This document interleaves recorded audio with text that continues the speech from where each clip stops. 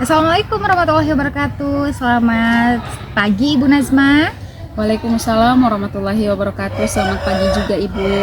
Apa kabarnya hari ini Ibu? Alhamdulillah baik. Gimana kabar juga Bu? Alhamdulillah saya kabar baik juga, luar biasa ya. Jadi mohon maaf mengganggu waktunya Ibu Nazma. Pada kesempatan ini saya ingin melakukan percakapan praobservasi kepada Ibu Nazma. Karena pada kesempatan hari ini saya ingin masuk ke kelas Ibu untuk mengamati pembelajaran di kelasnya Ibu Nazma. Kira-kira Ibu Nazma jadwal KBM-nya kapan ya? Oh iya, kebetulan besok saya punya jam Ibu di kelas 11 IPA 2, jam ke-3 dan ke-4 dengan materi asam dan basa. Kita bisa bertemu langsung besok. Baik. Kira-kira Ibu untuk pembelajaran esok hari, tujuan pembelajaran dari materi yang Ibu sampaikan itu apa saja ya Bu? Tujuan pembelajaran yang ingin disampaikan pada saat proses belajar mengajar besok yaitu siswa dapat mengidentifikasi mana yang merupakan larutan asam dan juga mana yang merupakan larutan basa, serta dapat mengukur pH dari larutan tersebut dengan menggunakan indikator universal dan kertas lakmus. Oh, jadi tujuan pembelajarannya itu siswa disuruh hanya mengidentifikasi saja larutan asam dan basa, kemudian ukur pH dengan menggunakan kertas lakmus dan ya. indikator universal. Luar biasa. Untuk area pengembangan yang ingin Ibu capai dalam pembelajaran tersebut, apakah bisa Ibu jelaskan? Oh, bisa Bu. Jadi area pengembangan yang ingin saya capai di sana ada 3. Ada kognitif, kemudian psikomotorik dan juga afektif. Jadi ada 3 area ya. Untuk kognitif bisa dijelaskan Ibu, psikomotorik dan juga efektifnya ya, afektifnya maksudnya. Ya, jadi di sana disesuaikan dengan penilaiannya nanti Ibu. Kebetulan penilaiannya dilakukan dengan 3 area pengembangan tersebut.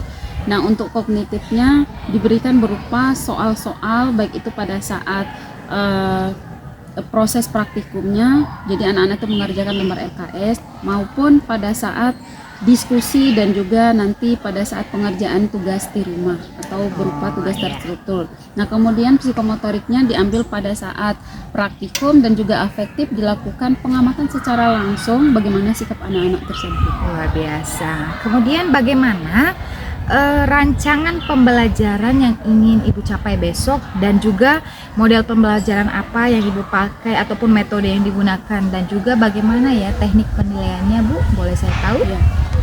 Jadi model pembelajaran yang akan saya pakai yaitu discovery learning dengan metode diskusi dan juga praktikum. Jadi penilaiannya tadi sudah saya jelaskan sekalian dengan area pengembangannya. Luar biasa Ibu. Jadi yang ingin Ibu capai di sini tadi mereka dapat mengidentifikasi larutan asam basa dengan metode discovery learning ya Ibu ya. Model discovery learning. Baik Ibu, demikian untuk percakapan praobservasi kita hari ini.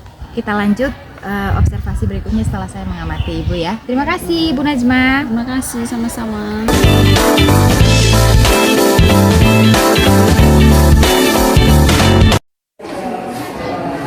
Assalamualaikum warahmatullahi wabarakatuh.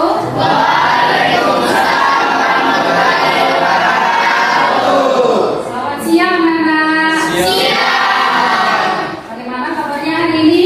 Baik. Baik ya. Seperti biasa, silakan ketua kelas pimpin doa terlebih dahulu. Baik teman-teman, sebelum kita memulai pelajaran, mari alangkah baiknya kita berdoa bersama. Doa dimulai.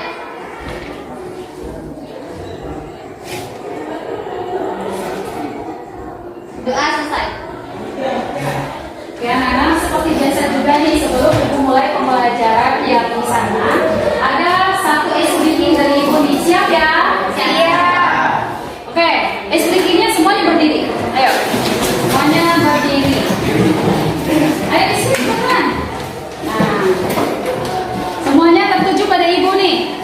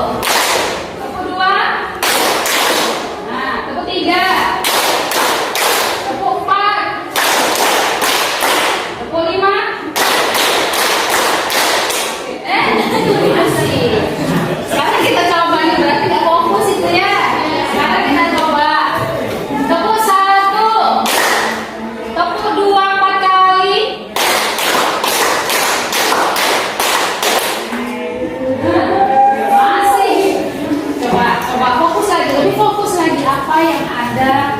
Coba lebih fokus lagi. Sekarang tepuk 5 2 kali.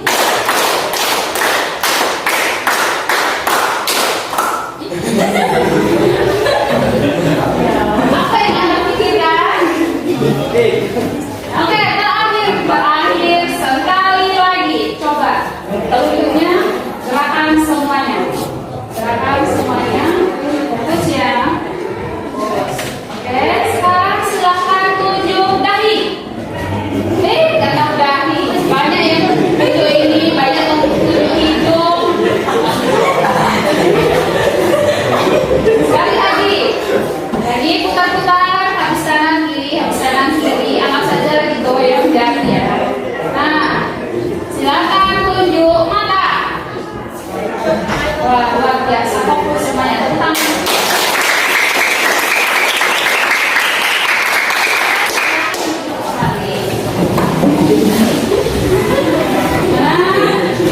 sudah tidak tegang ya.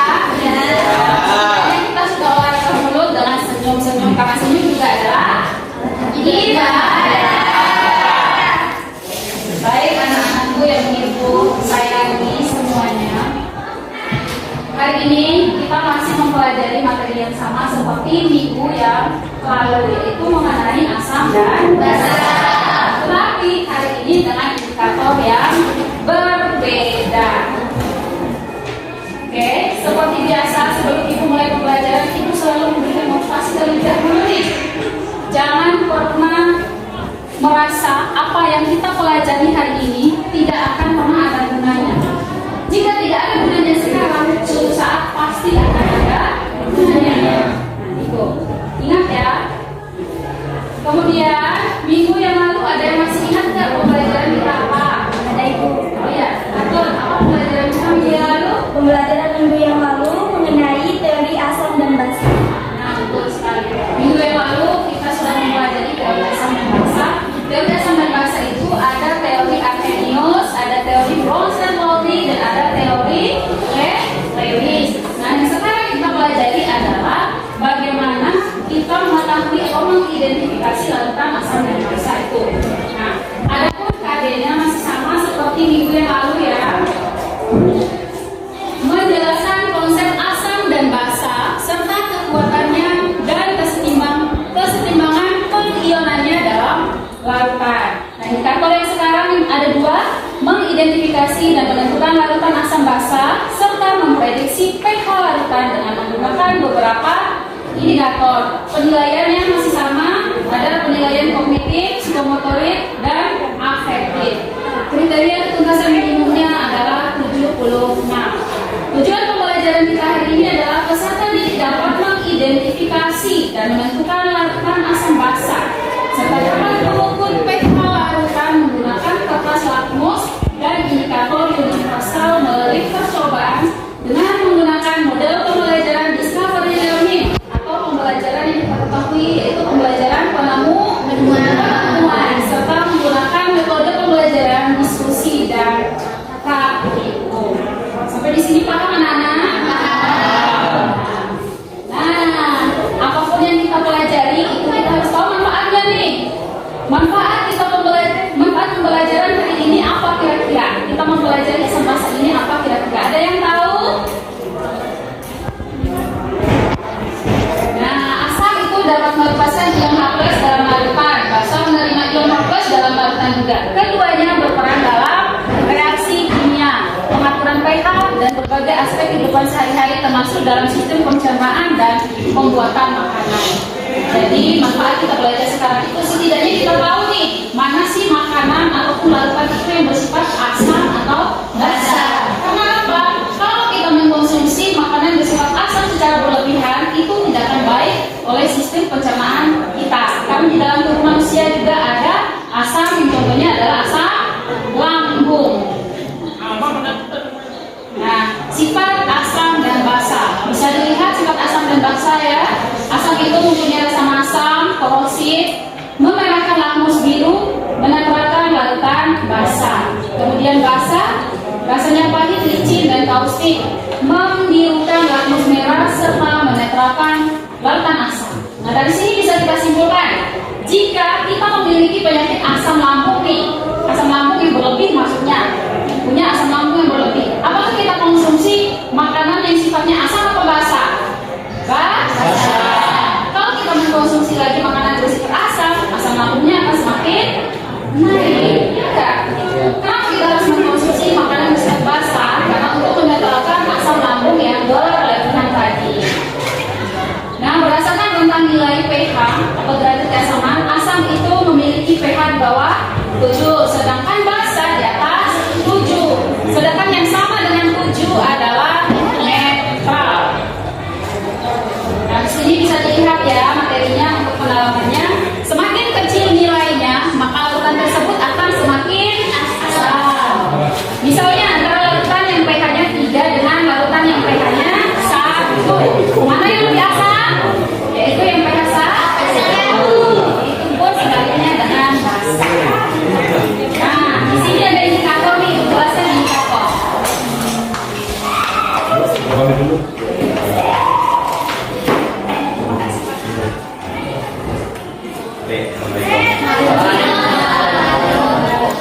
Coba lihat indikator.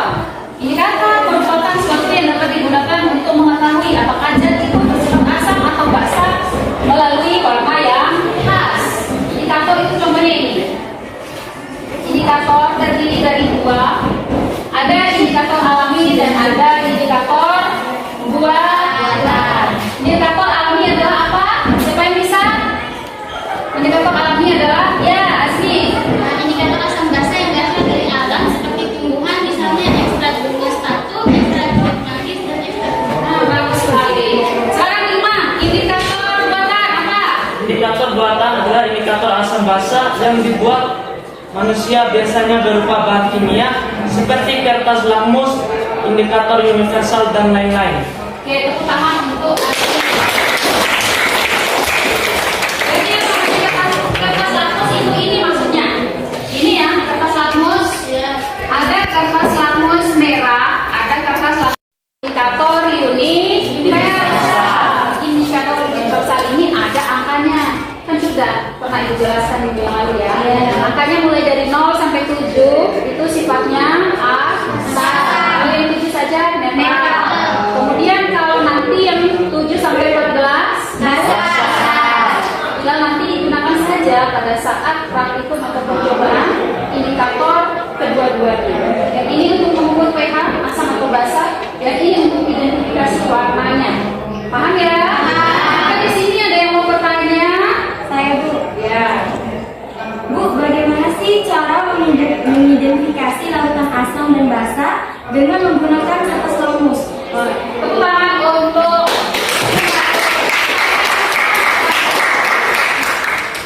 bagaimana sih caranya kita mengidentifikasi larutan itu asam atau basa dengan menggunakan kertas lakmus. Nah, kertas lakmus kan ini kan. Nanti tinggal kalian celupkan saja kertas lakmus ini di dalam larutan yang tersedia. Boleh menggunakan dua-duanya. Celupkan masing-masing ya. Tapi dicelupkan lihat perubahan warnanya. Jika lakmus biru ini berwarna merah, berarti sifatnya adalah asam. Kalau masih berwarna biru, berarti tetap basa. Pintar ya.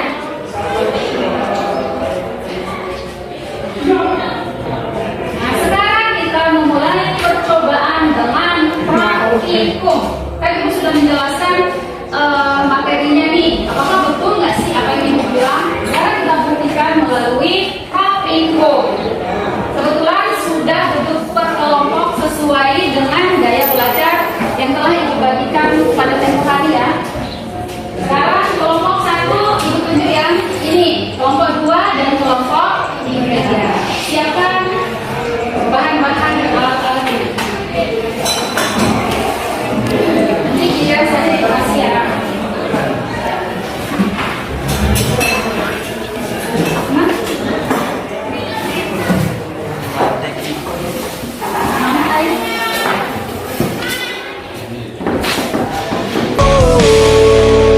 Satukan tekad, genggamlah erat, tetap semangat, jadilah yang terhebat.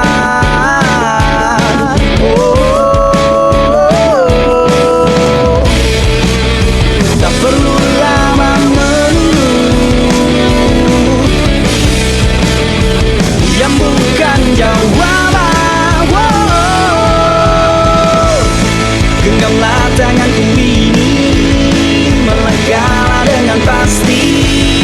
Bersatu membahu raih semua mimpi, kita akan terus melaju. Tunjukkan pada dunia, sinar ini masih ada. Tak perlu kau ragu ataupun kau malu, kita pasti terus melaju.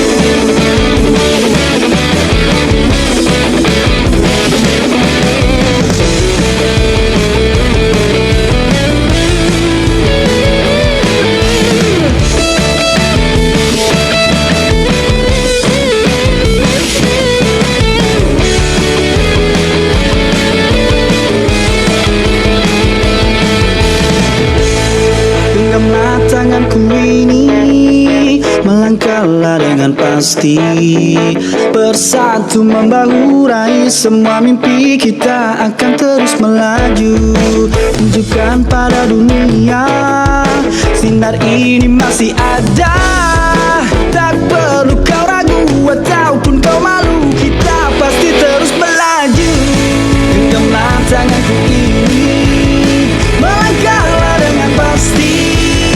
Bersatu membahu raih semua mimpi, kita akan terus melaju. Tunjukkan pada dunia, sinar ini masih ada. Tak perlu kau ragu ataupun kau malu, kita pasti terus melaju. Oh, oh, oh, oh. Oke, akhirnya semua kelompok sudah selesai ya.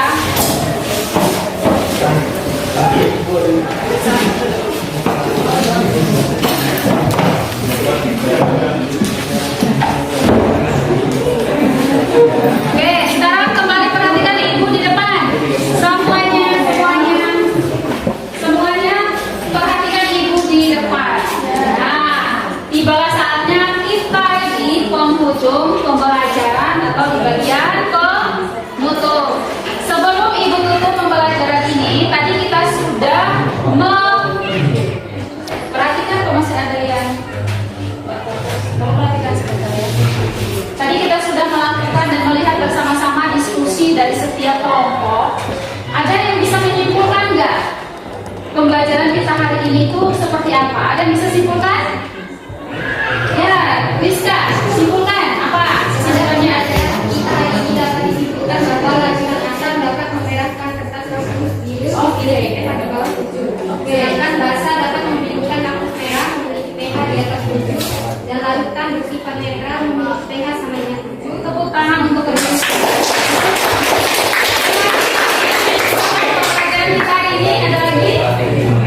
Ya. Kesimpulannya adalah asam pH-nya di bawah 7, Ya. basa di atas 7, dan netral pH-nya pH-nya 0 dan 7. Oke, tepuk tangan. Kesimpulannya? Yang bisa kita lihat dari percobaan tadi, larutan yang bersifat basa itu diperoleh dari larutan soda dan juga cuka, dan dari basa yaitu air sabun, netral, air kuning dan garam. Semua jawabannya sudah betul. Di sini ibu cuma merefleksikan kembali atau menguatkan kembali pemahamannya ya. Jadi kesimpulan dari apa yang kita pelajari hari ini bahwa larutan asam itu memiliki pH di bawah 7. Kalau larutan basa di atas 7, kalau netral 7. Itu ya. pH merah yang bersifat asam itu dapat memerahkan lakmus biru. Kalau sifatnya basah itu dapat membirukan lakmus merah. Kalau netral itu tidak ada perubahan warnanya. Jadi yang lakmus merah tetap merah, yang lakmus biru tetap biru. Nah, dari hasil percobaan tadi, cuka, kemudian soda itu sifatnya asam. Yang netral itu garam dan air suri. Kemudian sabun itu sifatnya adalah basa. Sehingga apa yang kita pelajari hari ini bisa kita tahu atau bisa kita pahami bagaimana cara mengidentifikasi larutan itu dengan menggunakan kertas lapis dan mengukur pH dengan menggunakan indikator universal. Tugas yang sekarang itu adalah ibu akan kasih tugas terstruktur yaitu di rumah, yaitu dalam bentuk produk yang harus kalian kirim ke email. Nah, berikan sekreatif mungkin. Nah, kalian bisa mengumpulkan tugas itu dalam hal siswa kalian. Maksudnya masih dalam gaya belajar yang kalian miliki. Boleh menggunakan video, audio, infografis, dan sebagainya. Paham ya maksud itu ya? Print out gitu. Jadi mengumpulkan hasil daripada percobaan kita hari ini sekreatif mungkin. Hasil laporannya sekreatif mungkin kepada ibu. Nah, untuk pertemuan selanjutnya kita akan membahas materi yang berbeda, yaitu laju reaksi. Silakan di rumah cari-cari dulu referensinya bagaimana sih laju reaksi itu seperti apa dan lain sebagainya. Nah, untuk hari ini Ibu akhiri, lebih dan kurangnya Ibu mohon maaf atas perhatian anak-anak semua. Ibu sampaikan ucapan terima kasih. Wabillahi taufiq wal hidayah. Wassalamualaikum warahmatullahi wabarakatuh.